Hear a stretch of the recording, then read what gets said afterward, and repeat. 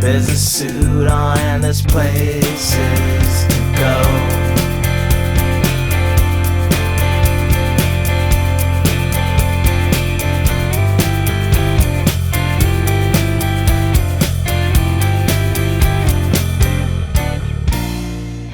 Hey, Kujin. Here we go. So today, what do we got? We got an epic debut album masterpiece, Nirvana's Bleach. Recorded in like 89-ish. The first step into the waters for the one of the biggest bands of all time, one of the biggest rock bands of all time. Where to start with this one? Recorded with Jack and Dino for $600 in like one day. Is that one day? Yeah, they didn't even pay for it too. Is their second guitarist, Jason Everman, who had just joined the band, had the money, and he's not even on the album, and he fronted the money for them.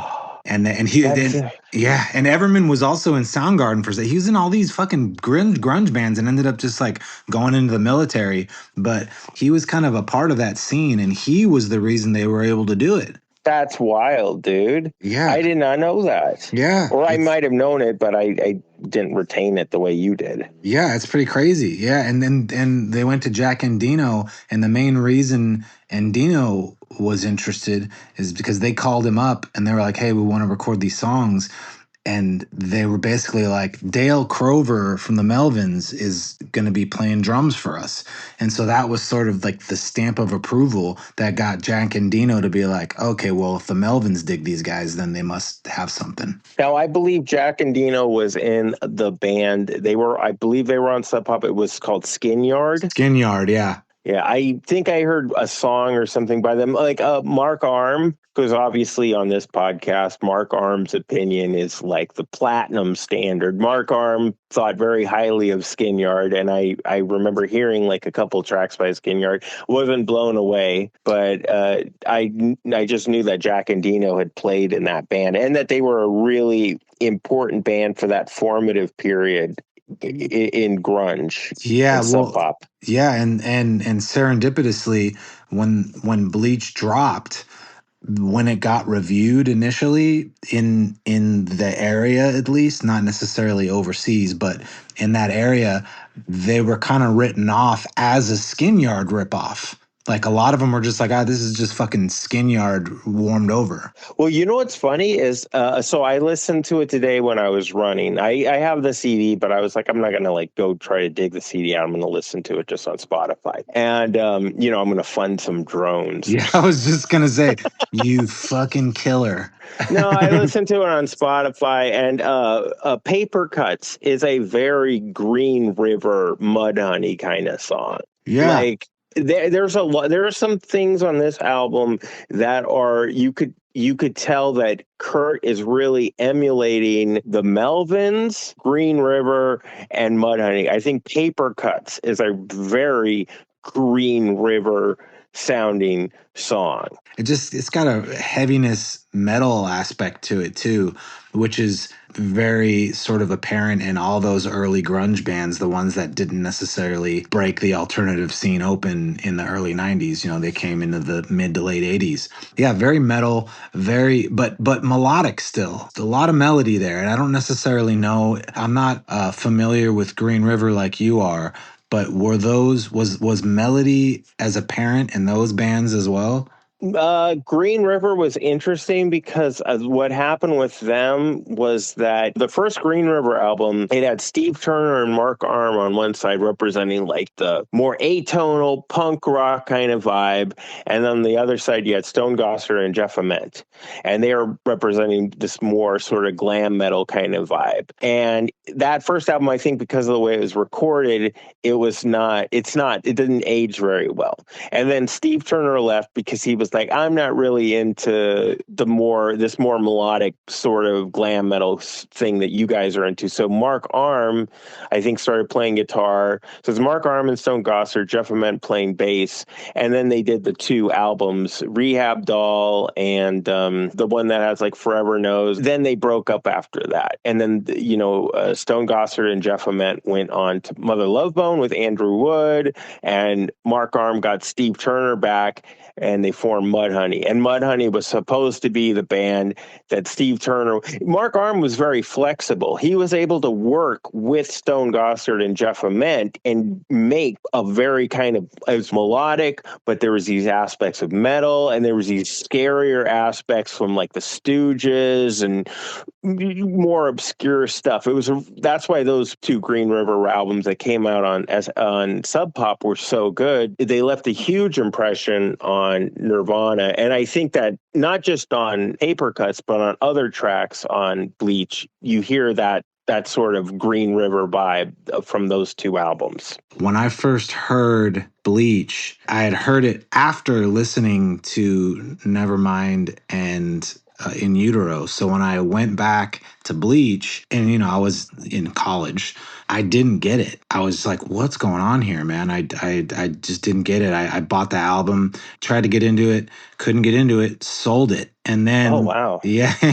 And then later on, I've eventually came back to it, and now I love it, of course, but it took a second. And I think it probably had to do with the fact that you hear Nevermind first. It's hard to think of them in any other way. Well, it's funny to me because I had a similar thing because, Nirvana hit, I'm in high school, and then up the street from my house is the Fox Theater. It was like a historic old school theater where they had the premiere of Repo Man and stuff. It was like a really big deal sort of in the 70s and 80s.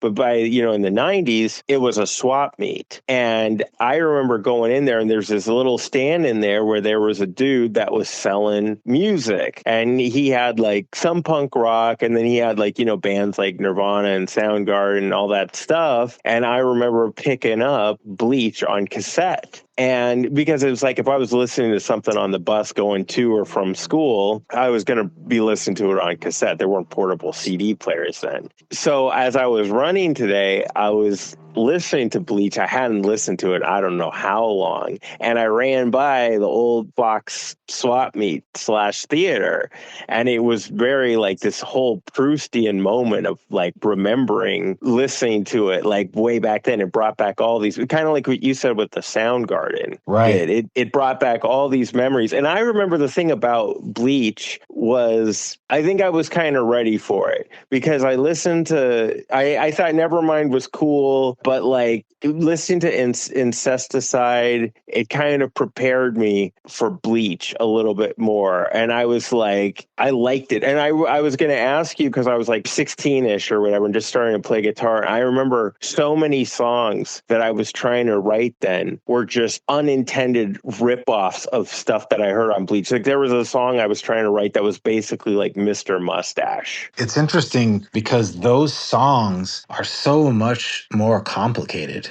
Just a lot of really interesting, intricate progressions that just not the same as their later work, right? I mean, I remember Kurt saying he needed a second guitarist when they brought Pat Smearian because the stuff that he had written, it was just hard to be a trio and play some of that stuff. So, well, I kind of think that listening to it today, it sounded like In Utero was kind of a return to Bleach. Yeah, but it was a return to the aesthetic, but at that point, in my opinion, he had already sort of entrenched his songwriting with a pop sensibility that even when they were getting sloppy and even when they were getting as punk as they could, there was still that aspect there, which is what made it so palatable. Like anybody that listens to In Utero or Nevermind and they're super into that stuff, you get 9 times out of 10, you give them Bleach and they're going to be like, this isn't the same band. Yeah, and I one of the things I noticed too, it was that the choruses were. He had much more of a verse chorus structure. Like I'm thinking of like School, like no recess. Right. It's like there were songs where the song that I listened to twice was that I was really impressed with was Scoff, because Scoff does that repetitive thing that exists on a lot of the choruses for those songs, except it does it as a pre-chorus. Since we've been doing this, I realize I don't really hold on to the song names as much. I know I can tell what they sound like, but I need to like which one I is. want to say Scoff is the one about that where he's saying alcohol. And one of the things that I noticed, so you said Dale Crover played drums on that. I Yeah. thought it was the other guy for some reason. No, it was Dale Crover. One of the things, especially, well, because dude, this is like a few hours ago, I was running and I was like able to look at my phone when every song is playing. So that's how I'm able to just grasp the song titles. For me, it would just be a fog too. I was just like listening to it on a CD or whatever. I was really sort of paying attention to how important Dave Grohl's drumming was to the change in Nirvana's sound. I knew that it's really strange. I was in the studio with Matt and Ryan does that teen spirit thing. You know that teen spirit thing, right, on the drums. I don't know what it is. And we were recording with Matt in Long Beach years ago. It was for the Bachelor Days EP. We were recording it. So he's doing the live drums for that. And I was like, oh, he's doing the Nirvana thing. And Matt was like, yeah, but that's the Gap Band. Dave Grohl took that from the Gap Band. Yes. And then when Ryan came in, he said to me, yeah, that's a Gap Band thing. That's where Dave Grohl got it from. And then like a while later, I saw like an interview that Dave Grohl was doing with that guy that did that Pharrell, that terrible song, the Happy song. Right. But Dave Grohl was doing an interview with Pharrell. And he was like, yeah, dude, I just was ripping off all this 70s disco stuff. So not Phil, he's like, that's the Gap Band. And it like blew Pharrell's mind. It would have blown my mind if I hadn't had Matt and Ryan telling me about it in the studio. But yeah, so it was like where Dale would be doing a lot of these kind of surfer rock kind of fills. Dave Grohl, he's doing these things that like he anachronistically is borrowing from like 70s disco and stuff. Yeah. And that really, I mean, because that just as much as the riff, Teen Spirit is Boston's More Than a Feeling riff, right? But it's melded with that hiccup beat that Dave Grohl does in a lot of ways on Teen Spirit is just as iconic as the riff. Yeah. Grohl even told a story about when he ran into somewhere the drummer from the Gap Band, and he went up to him and he was like, hey, I just want to say, you've really inspired me, man. I've been stealing from you. And the guy was like, yeah, I know. I thought that was kind of awesome. But yeah, it definitely changed. I don't know if it simplified it or just made it more palatable, but no, I think it changed it. It was just it's like one of those things like we talk about where it's the ideal version of the band. You literally have like 3 to 4 to 5 different people all coming in with these different sets of influences and saying, hey, you know what, if I do this sort of Jackson 5 thing on the guitar here while the drummer is thinking about the wipers or whatever, then you know what, it's like this whole other thing that like has kind of never been done before, and it's very interesting. Well, and we can use this to sort of seg back into the beginning. And 87, 88 is when Nirvana started, and they were just sort of rifling through drummers. They went through like 4 or 5 before they found Grohl. Chad Channing, yeah, wasn't even on the album that he's known, the era that he's known for being a part of too, which I thought was interesting. He got his on basically, he's the primary drummer on like a lot of Incesticide, probably. Yeah, right? yeah. I'd say maybe half of it. So what, like, well, I know that you said you weren't great on the song titles, but what were like your favorite tunes re-listening to it? I don't know the name of the song, man, but the one that's like keep the cigarettes close to his hard. Do do do do do do do do do. Yeah. That song is fucking dope. I love that song. That might be Swap Meet. That's Swap Meet. Yeah, you're right. Obviously, the big one. What's the name of the big one? About a Girl. About a Girl is great. I always preferred the unplugged version of that more than the album version. I think it really resonates much better when it's kind of stripped down and chilled out a little bit, because as you and I have discussed, it's a Beatles song.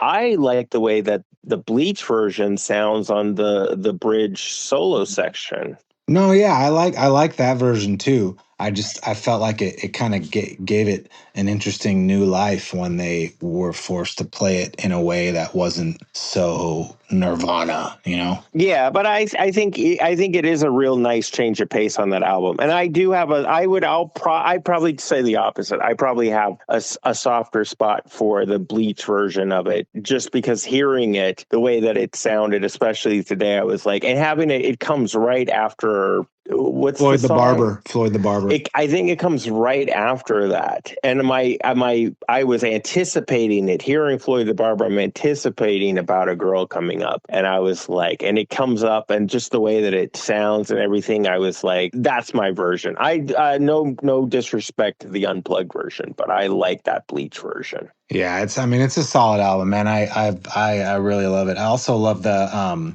obviously Negative Creep is dope. No Recess is great. I mean, I can't really think of one song on that album that I would skip. Yeah, it's definitely like what the kids say, no skips. No skips. No skips. Yeah. It's supposedly, I read somewhere in like some clickbaity article, it's supposedly Dr. Dre's favorite Nirvana album. Bleach? Yeah. That's kind of dope. Yeah, this is a little factoid that I remembered reading. It was like Dr. Dre's favorite Nirvana album was Bleach. But I mean, he probably the same as like us, like he hears Nevermind. Everybody like Nevermind, but then he goes and listens to that and he's like, but it's pretty crazy that he's like, yeah. I don't know, but it is like you said though, and listening to it and then talking about it, you realize that like it's just of a different age. Yeah, I mean, would you say that Bleach was like a more authentic version of Nirvana compared to the more thought out, constructed alternative rock Nirvana that became so iconic? No, I don't believe in that. I don't think anybody who heard that record, and even people that were kind of obsessed with it, like Kim Thale was like in that Greg Prado book, said he was obsessed with Bleach. I don't think any of the people who were even obsessed with it could have imagined Nirvana recording an album like Nevermind, that it would translate down the road into being something like Nevermind. It's a really interesting trajectory that those guys got to have, because it's like you have Bleach. It is just this melding of metal and punk with this sort of, and I'm not saying this in a pejorative way, but this kind of infantile sense of melody and songwriting that Kurt Cobain had. Like he's fixated on simple, childlike sort of qualities in the songwriting. And Bleach is this melding of those three things. And then you have, Nevermind, which is, like I said before, Dave Grohl's drumming comes in and helps sort of change the sonic scape of what's going on. Kurt kind of reaches a different level of songwriting. Nevermind is a masterpiece. It's got a few duds on it, but it's basically like a masterpiece. Whoa. Hold on there, sir. Pump the brakes now, sir. Which duds are we talking about? What are the duds? Please, show receipts. Well, they're not really. What's the one where that has the samples of the cutting or something? Or like one baby said, is it Drain You? Drain You? You don't like Drain You?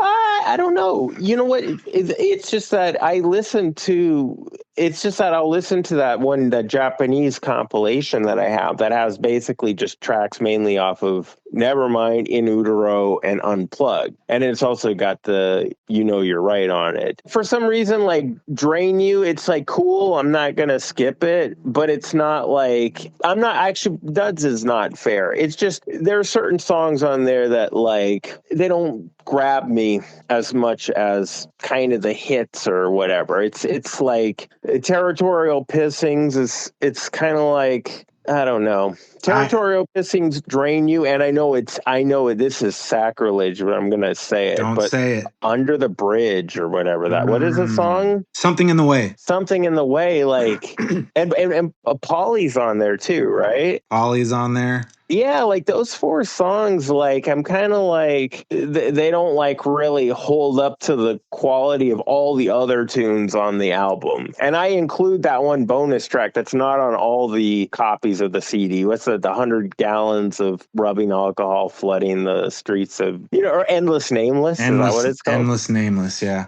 Yeah, I include that in the batch of the stuff that I really like on the album. For some reason, Drain You, Territorial Pissings, Something in the Way, and Polly, they're just kind of I don't know. This is my spicy take. That's a spicy take. Hold on.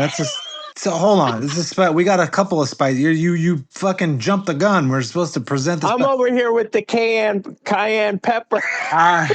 You got the penne arrabbiata. I already committed the unforgivable sin of Under the Bridge, dude. Like Under the Bridge. Just sheer blasphemy. You said Under the similar. Bridge. You said Under the Bridge, and I was like, yeah, Under the Bridge. Well, no, not under. What are we talking about? I would say this.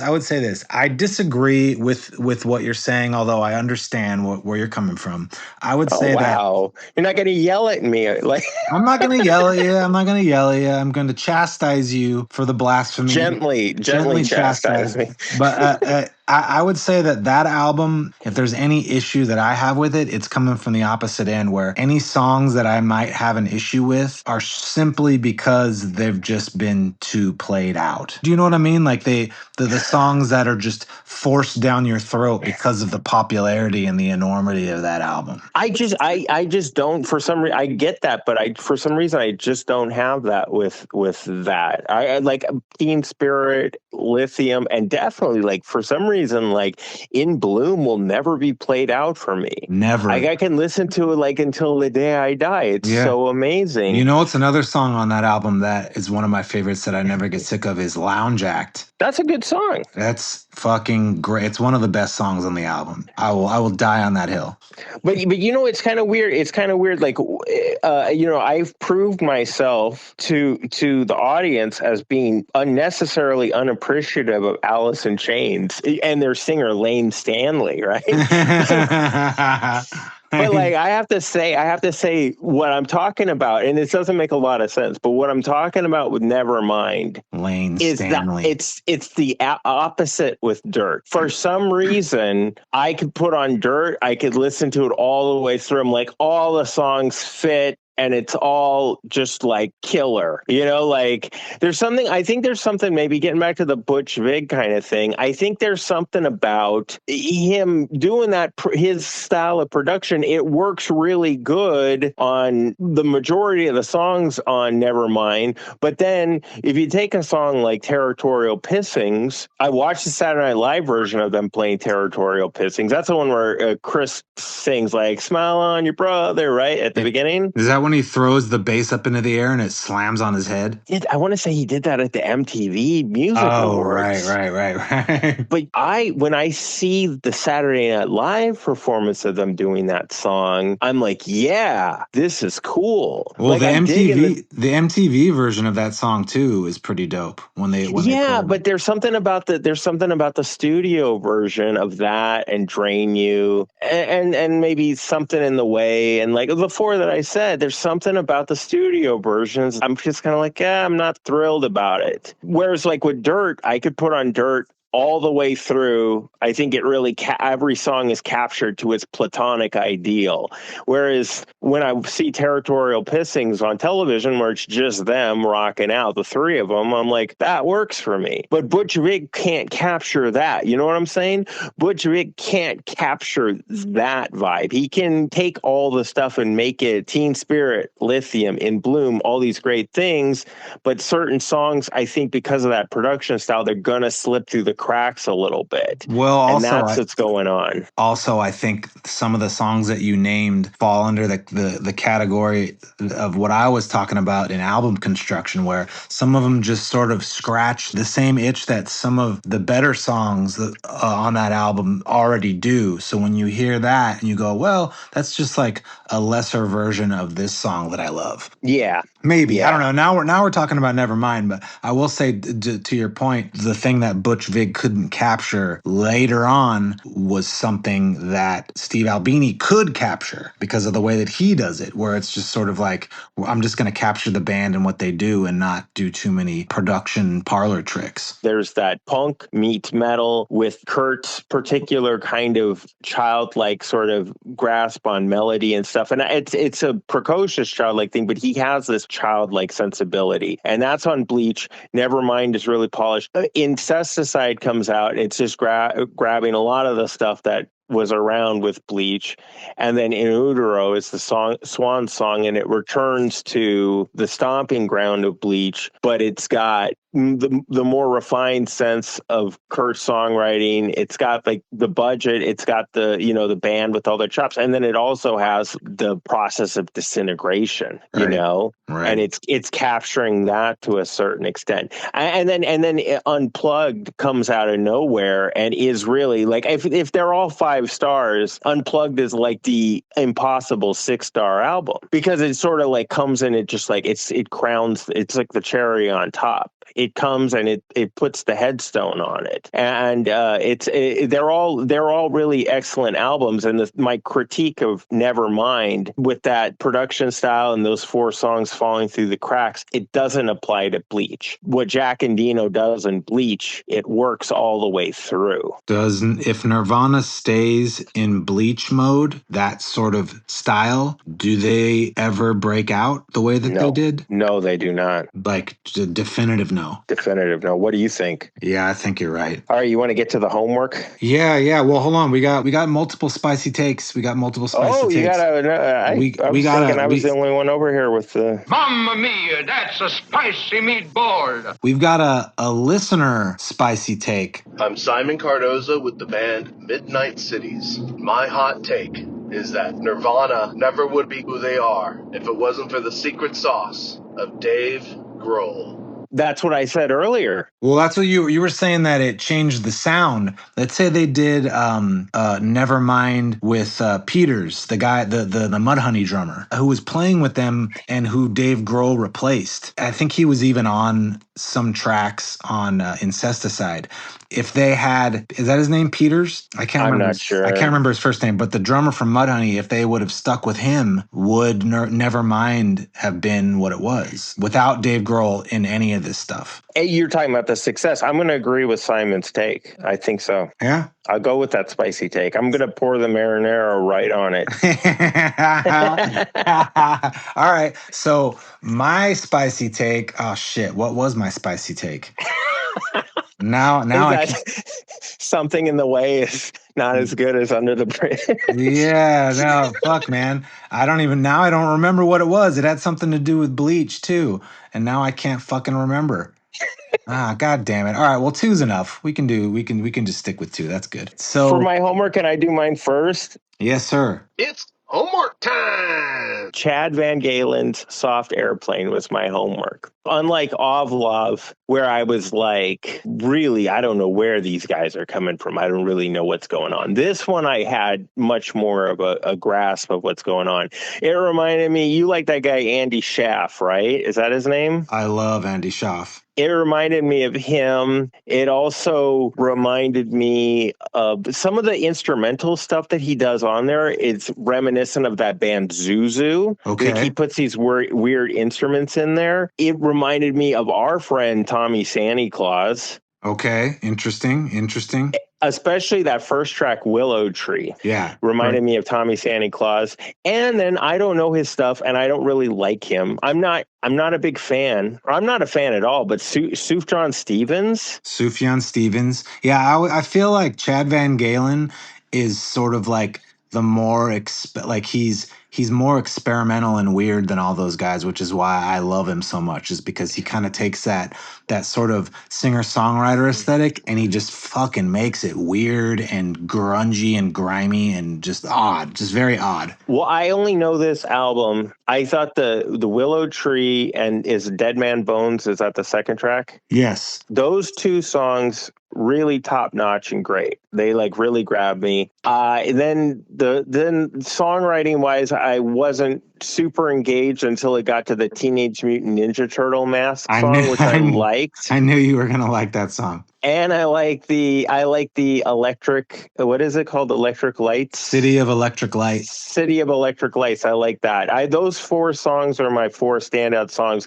I liked it more than Ovlov. It's not exactly my thing, but I will rate it higher than Ovlov. So the first thing is the songwriting, right? Yeah. Oh, also the single I thought it kind of got stuck in my head a little bit, but I also didn't think it was that great, the one that they had the video for, because I was listening to it on YouTube, because it's not on Spotify. Oh, Molten Light? Yeah, where we can drone children, right? Did you? So it's not on the drone children channel that is Spotify. But I think songwriting wise, I'm going to give him an 8. I think that's smart. Lyrically, I'm going to go 7.5. I think the lyrics for the first 2 tracks are really great. I think some of the songs lyrically were a little lazy, but I'm going to be around 7.5 for lyrics. Production was really good. I'll be generous. I'm going to give that a 9. I think it captured whatever he was trying to accomplish. And it has a lo-fi aesthetic, but you also have these other instruments coming in, but they don't come off like gimmicky. Right. So I give that a 9. And then the last thing is overall album construction. Yeah, album construction. And I'll give that like an 8.5. So my overall score for the album, it's not really exactly my style. I'm going to settle it at an 8. Or let's say 8.5. I did like it for the most part. A few of the tracks I thought were not that great, but it was overall, it had some really good stuff. And what I really liked. 8.5 is a high score, man. That's great. Yeah, he's one of my favorite artists. I've got a top 5 singer-songwriters, and he's on it with Elliot and with Andy Schaaf and another guy that I'm going to give you today. So my homework assignment was Ronnie Wood. I've got my own album to do. Mm-hmm. And I will say, first and foremost, the sonic tone of the album, that 70s sound, I just love it so much, man. Cool. Yeah, I really do. I put it on at work yesterday, and it was just such an easy listen, man. It was really good. The song Far East Man is incredible. I love that song. That's my favorite on the album. It's so good, dude. It's so good. I mean, I gotta be honest. I don't know why. It shouldn't shock me because he's in the Stones. So, I mean, he's legendary. But I guess for some reason, I always you just hear Mick Jagger and Keith Richards' names so much, you kind of write off the other guys. The cameos on this album are legendary. You got Rod Stewart, you got Mick Jagger. Just overall, it was a really easy listen. 47 minutes is, I'm a stickler for album time.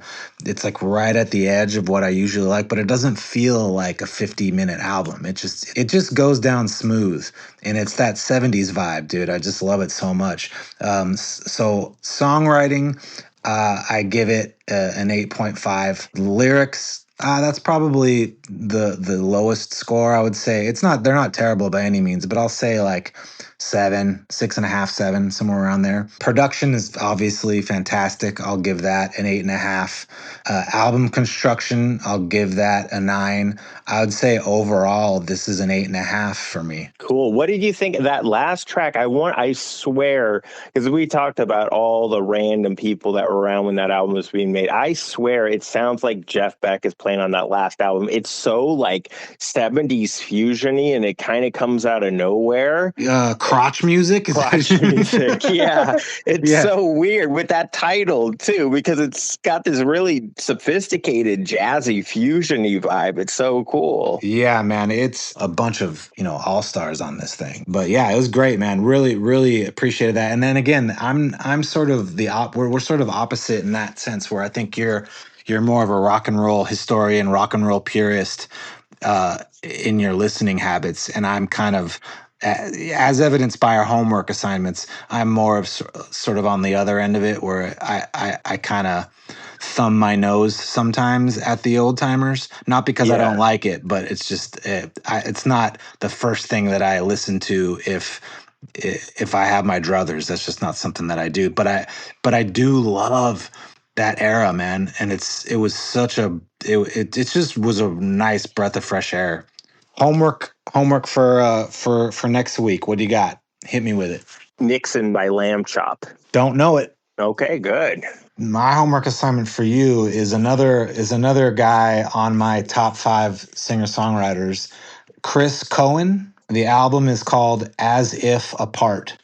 Well done, sir. Well done, sir. Any last parting words? It's all. I always think it's going to be a short episode, and then it's not. That's all right, man. I need to be able to edit it down anyway. I need as much fodder as we got. For Steve of the Happy Casualties, I'm Nick from Petrov the Hero, saying forget about it, but don't forget about us. Why are you always the one who's out of step? Is there something the matter with you? You were just